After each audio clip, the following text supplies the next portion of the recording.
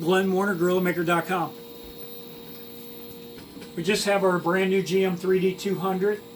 We put our spool holders on, we've taken it out of the box, we've checked some things, and we noticed the next thing we have to do before we decide to put filament on is to check the bed.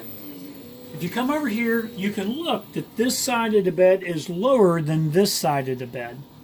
That was due to shipping. So during shipping, it moved crooked. Now yours may be the other way, or it could be perfectly square. It just depends. Down here on the, what we call the Z motors, there's these blue couplings.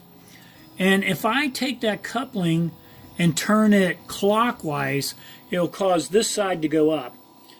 And we're just going to look at the front of the printer and turn that coupler until the bed looks straight to this edge. So if your printer's setting crooked, please put it on a straight table. It doesn't have to be perfectly level. But what you're trying to achieve is make this front edge to this front edge. A lot of people ask me, well, Glenn, I can't see that very well. Glenn, that's too hard for me to do. Well, here's the simple way.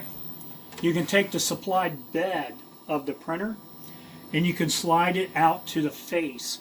And now you can very easily see that that front is square across there. That's the same height all the way around.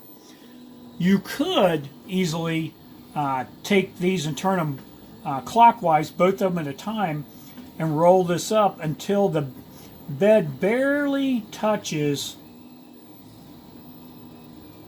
right there. So now you can tell that that touches all the way across there, just barely. You can see how close that is. So now you know that bed is perfectly level to the machine.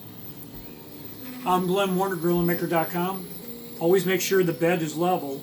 After you moved your printer, bought the printer, pulled it out of the packing, or maybe somebody just came up and was playing with the printer and got the bed out of level.